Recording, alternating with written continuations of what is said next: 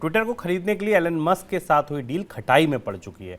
मंगलवार को Elon Musk ने साफ कर दिया कि जब तक ट्विटर फर्जी अकाउंट्स के बारे में साफ जानकारी नहीं देता तब तक डील पर आगे नहीं बढ़ा जा सकता। उन्होंने कहा कि ट्विटर के सीईओ ने उस दावे का कोई सबूत नहीं दिया जिसमें वे कह रहे हैं कि केवल 5% अकाउंट ही फर्जी हैं। पहले ट्विटर को खरीदने के लिए एलन मस्क ने 44 अरब डॉलर का ऑफर किया था, लेकिन पिछले हफ्ते मस्क ने ट्वीट कर जानकारी दी कि फिलहाल के लिए डील होल्ड कर दी गई है। सर, ऐसा नहीं लग रहा आपको ये मस्क, पहले उन्होंने लगा कि यार ज़्यादा महंगी बात कह दी, अब बहाने बनाकर निकलने की कोशिश कर रहे हैं?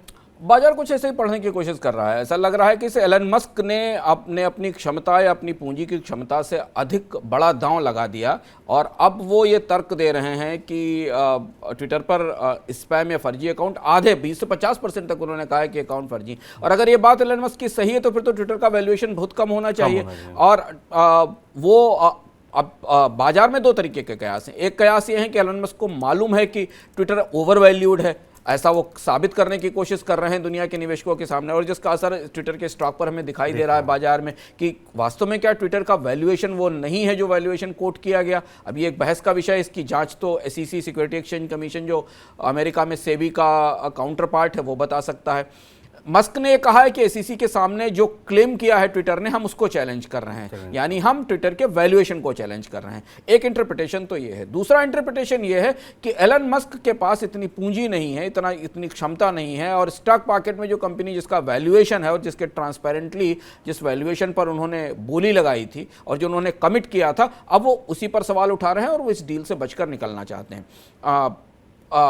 खुली बहस ट्विटर के ऊपर पराग अग्रवाल जो CEO हैं और एलन मस्क के बीच में शुरू हो गई है। दोनों Elon Musk fake account, spam और बॉट अकाउंट होने का आरोप लगा रहे हैं ट्विटर पर।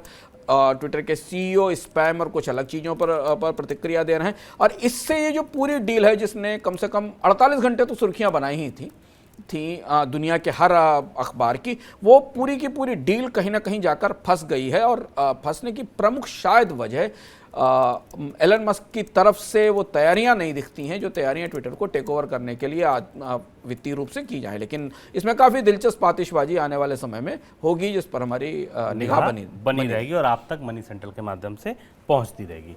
क्या इस बार खरीफ फसलों के समर्थन मूल्य में जोरदार बढ़ोतरी होगी? इस सवाल के उठने की वजह अधिकतर खरीफ फसलों का बढ़ा हुआ बाजार भाव है। अगले महीने सरकार समर्थन मूल्य घोषित करेगी, लेकिन क्या समर्थन मूल्य घोषित करने से पहले बाजार भाव देखा जाएगा?